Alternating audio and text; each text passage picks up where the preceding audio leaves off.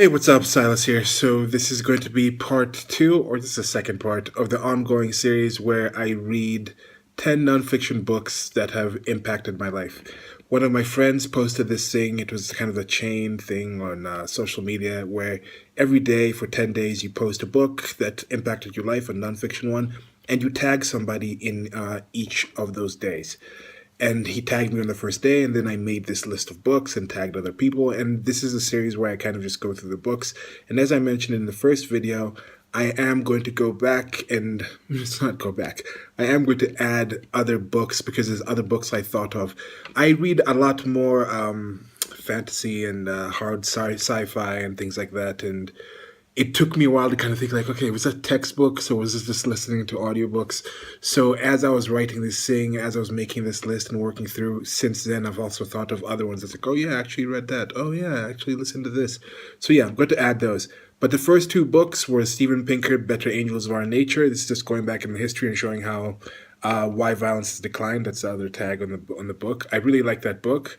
And then the other one was Universally Preferable Behavior, A Rational Proof of Secular Ethics by Stefan Molyneux.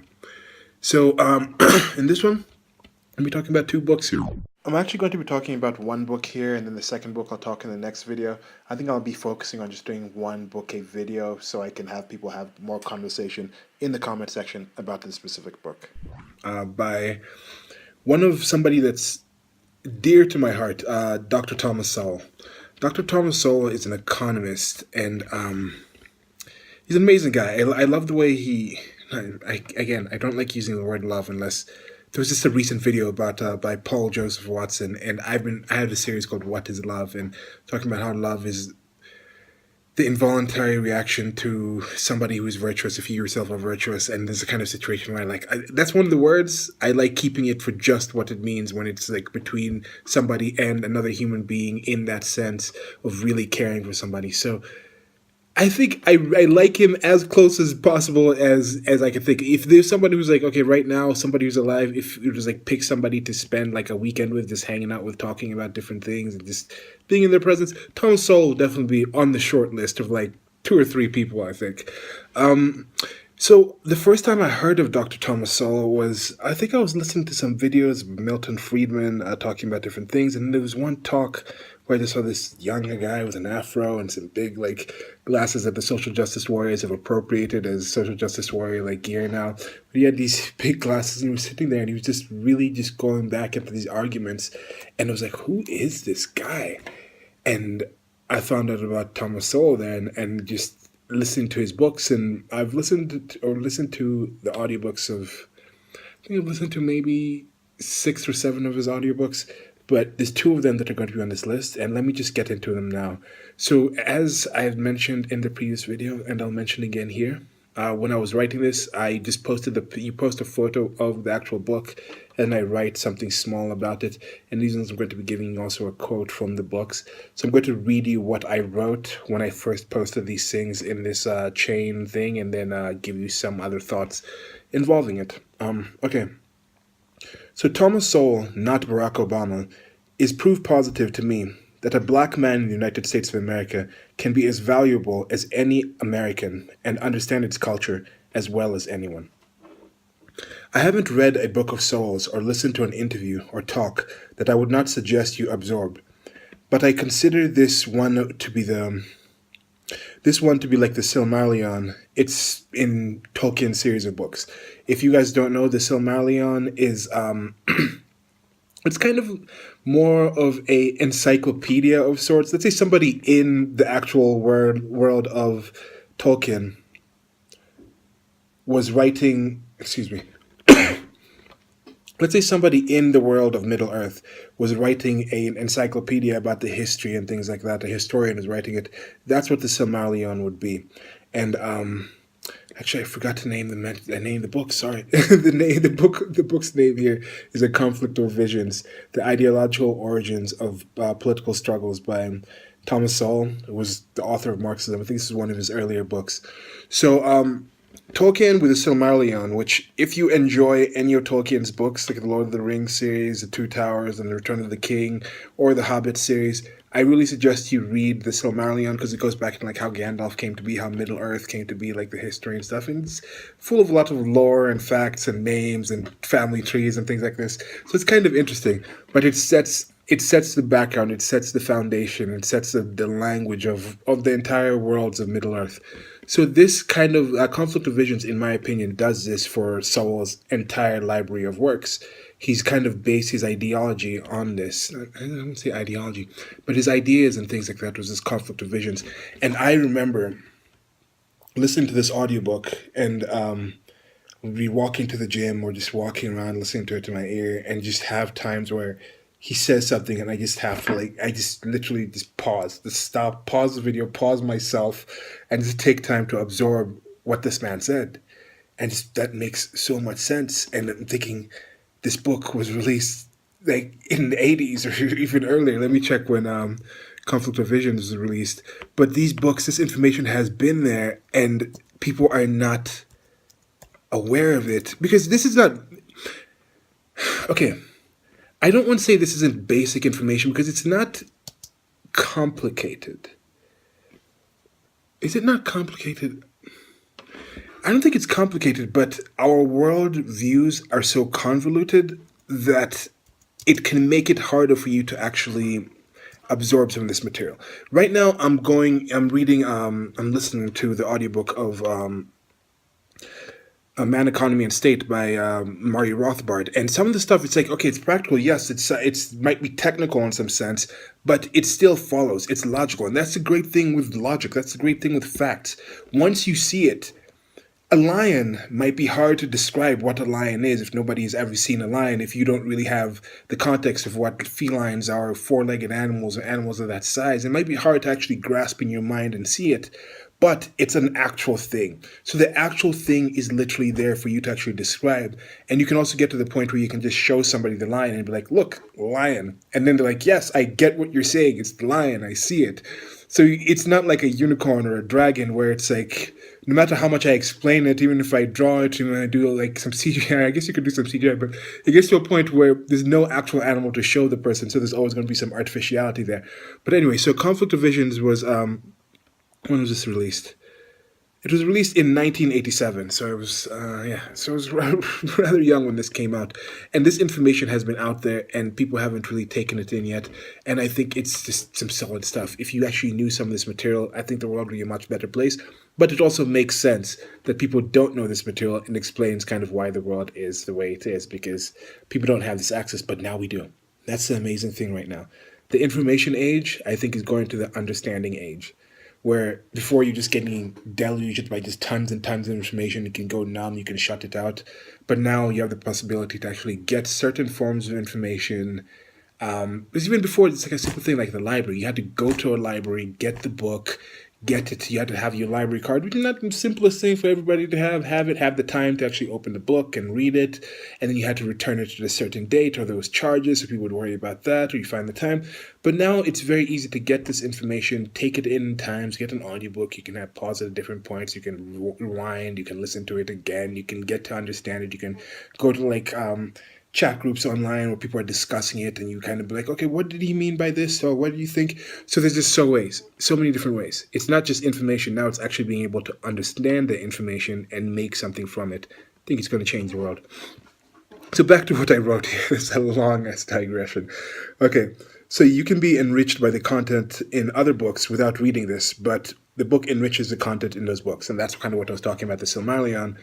I enjoyed the Lord of the Rings series before I read the Silmarillion, and reading the Silmarillion gave me some more understanding and some more joy out of it, but I still enjoyed them thoroughly before.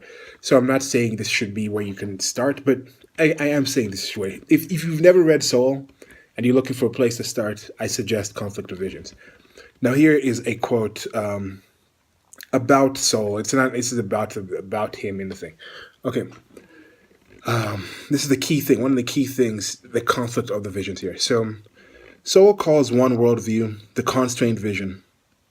It sees human nature as flawed or fallen, seeking to make the best of possibilities that exist within that constraint.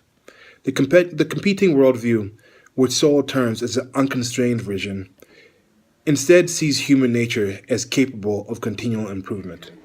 So one of these things says if you just leave humans alone, they'll just be better, and the other one says, okay, humans are limited, so we have to control them in a certain way.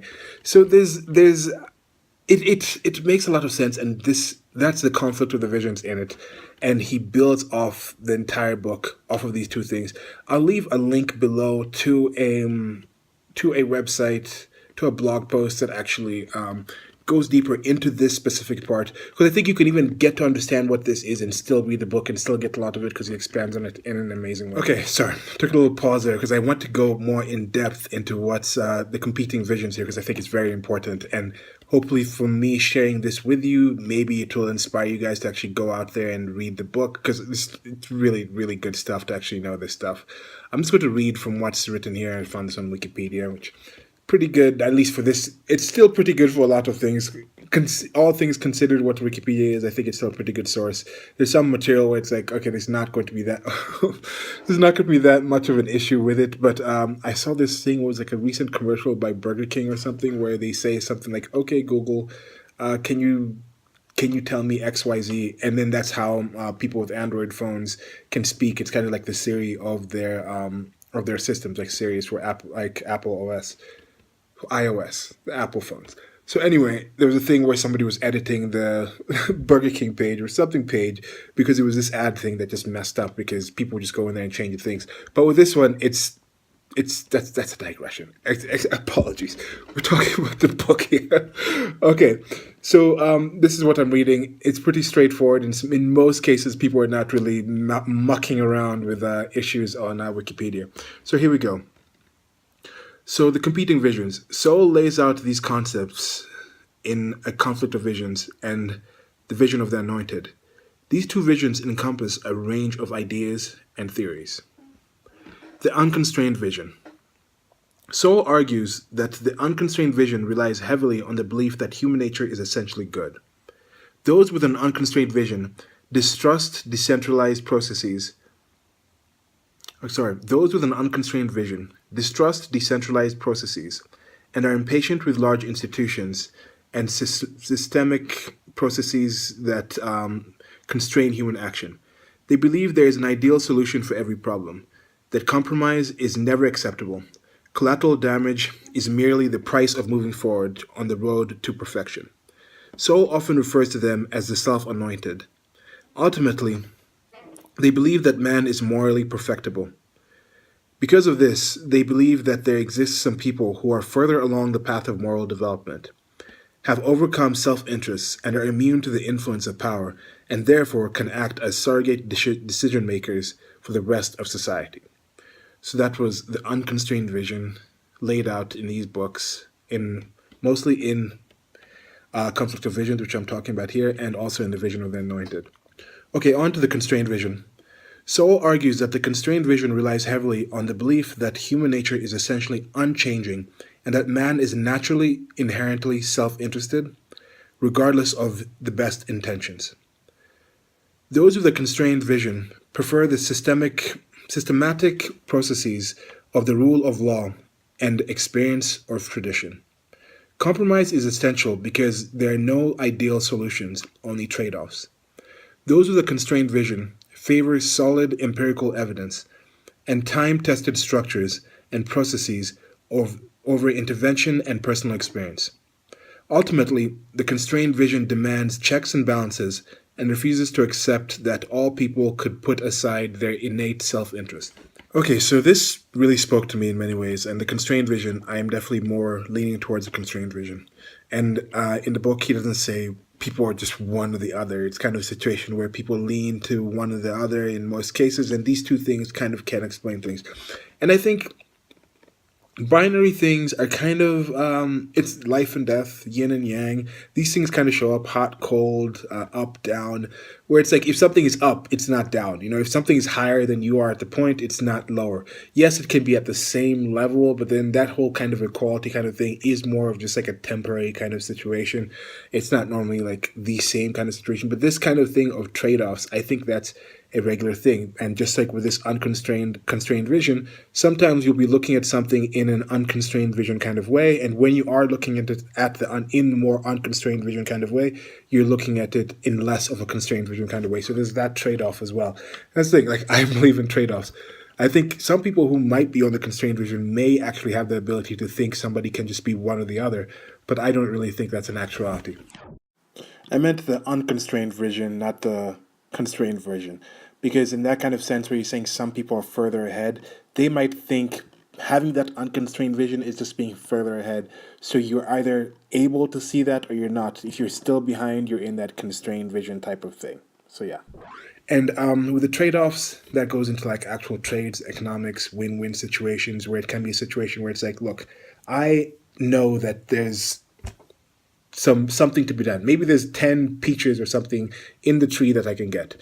It might take me all afternoon to actually climb up the tree and get all the peaches in all the different places and take that danger and take that risk. And then I'd be spending my time doing that.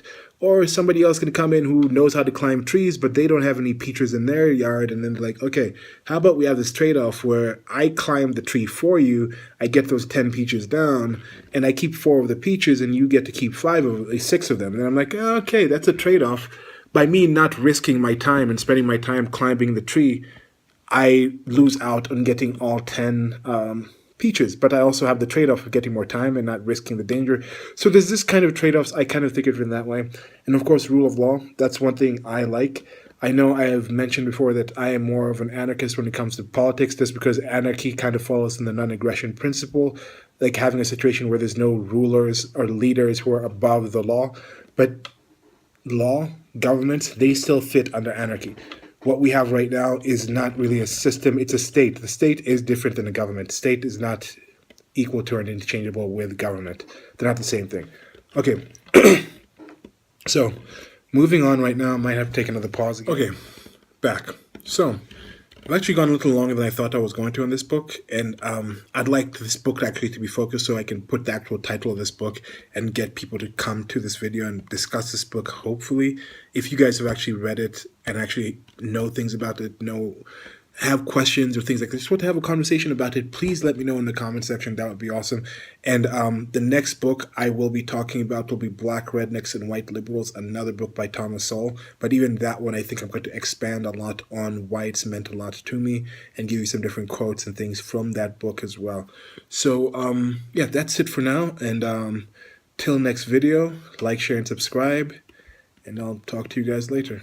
Goodbye. So I'm not sure if you guys have heard this before, but some people say that if you read fiction, it helps your ability to empathize. I guess it's more because you can put yourself into situations that don't really exist. It can kind of expand your life and go to different places. My experience with nonfiction things, like books with Thomas Sowell, it's the reaffirming of reality. You're like, wow, I thought this, and this person is so much better at explaining it than I am, and he saw it too, or she saw it too, and they've seen it too, and then it gives you that kind of strengthening. So if there's something that you think is close to something that you're wondering about, check it out, because you might be corrected, and then you'll be able to find better truths, actual truth, the actual truth, or you'll actually be equipped with a better way to voice the thoughts and ideas that you already have, and gives you more confidence in the thought processes that you personally had to get to those things that these other people have come to.